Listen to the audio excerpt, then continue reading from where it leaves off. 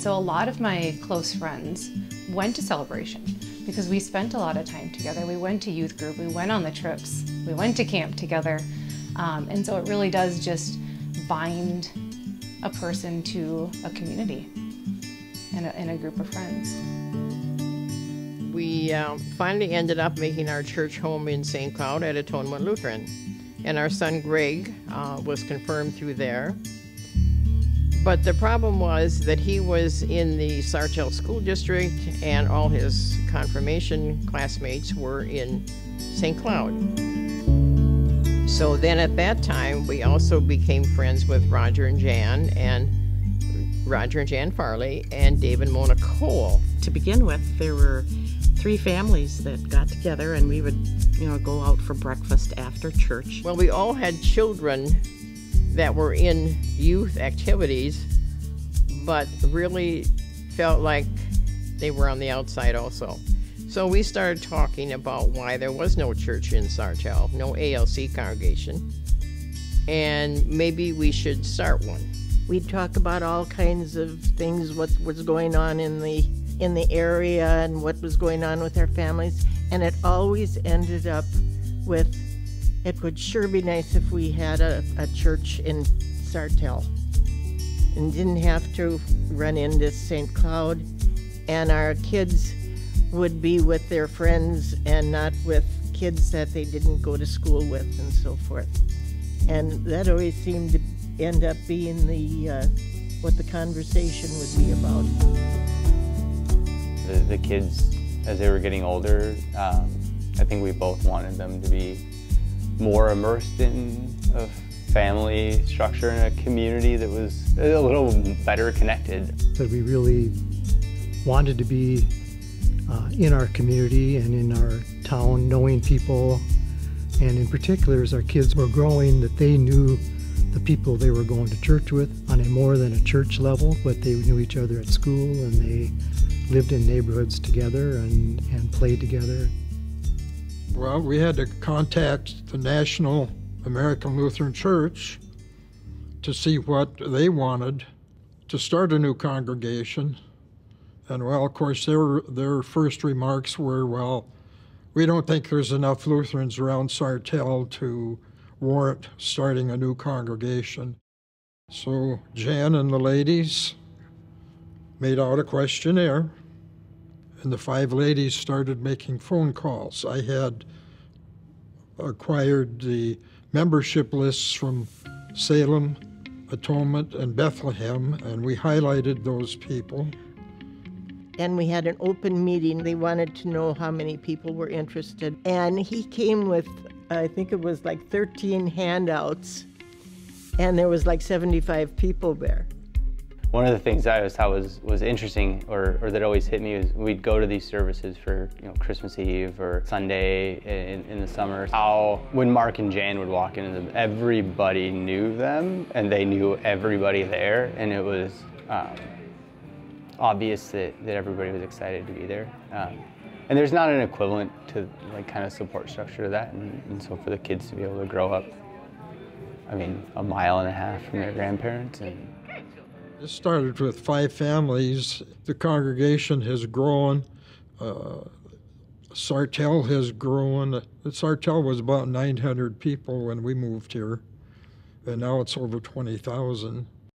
Our kids, I think, have benefited from the location of where we live. They often run over to church activities just right out the back door, and they're over there, and we follow them over or don't, depending on the activities. And of course, we didn't have a pastor. It was arranged then the next January, this was in the fall, the next January, to interview a pastor.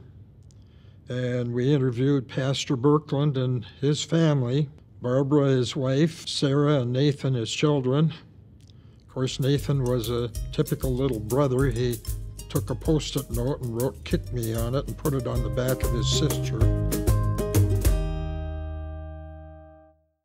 It helped spread the word, because all of a sudden, when Pastor Birkeland started making home calls and visits, well, have you talked to so-and-so over here? Or these people, they're interested as well. And so our list of potential members just exploded. At first we met in high school. We used their piano for music. Then we bought a used organ, and we used to have to push it down the hallway. In the school, we had to take everything out of the closet and set it up. And then when we got through with the service, we had to put everything back and put their stuff in the front. We just needed our own space. And Yeah. our son went to the Boundary Waters with the other students, a lot of kids that he knew. So a lot of good memories. At one point, Pastor Paul would take them up there. That's always been a continuous thing of Celebration, that we are welcoming and bring whoever you want, and we'll, have them come in, join us, and we're all going to be in it together. Well, the building committee, I think, was a great group of people because they all had some expertise, and they brought that expertise. Everybody just grabbed what they knew, and it really worked out well. They are always willing to help. We've had such great fortune and blessed with great pastors and great charter members, and been exactly as we've hoped it to be. Our son Tony was the first confirmation class in the new church. However, don't forget that the good Lord was kind of watching and instilling in us the ability to make wise decisions at the time, not really knowing what would happen down the road, but still hoping and praying that we made the right decision. It's a difficult thing, and it's a scary thing when you think about doing this. It's very, very overwhelming. But like I say, if you're going to do something, you better be ready to stick it out, because it's going to take a lot of perseverance. Those are like highlights of my year: day camp, BBS, Sunday school. A lot of the times at church, if you look back to the AV booth, I'll be sitting there either streaming the service that you see online, or doing the audio or visual stuff. For myself, I'm gonna get confirmed this fall, and a lot of like the 9th grade youth discipleship training and confirmation, stuff like that. And then church trips too. I just got back from the Boundary Waters, so that was a blast. The youth group is always fun, like the high school youth group that we do. So yeah, I love being around the church. And well, for me also, it has become a place that I can call home, as a spiritual home. Once you become a part of something and you see what it takes to make it grow, and then you can step back and enjoy what you see.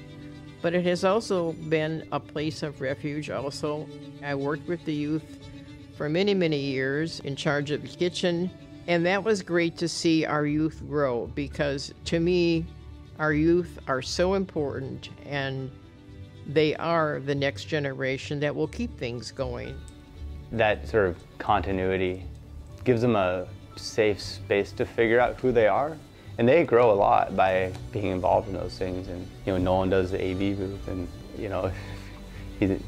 for a teenager to be like, he's kicking us out, like, we gotta go because I have to be there 15 minutes early. Like, that's a level of responsibility that he got to appreciate at a very young age, because he realizes people depend on him to be somewhere.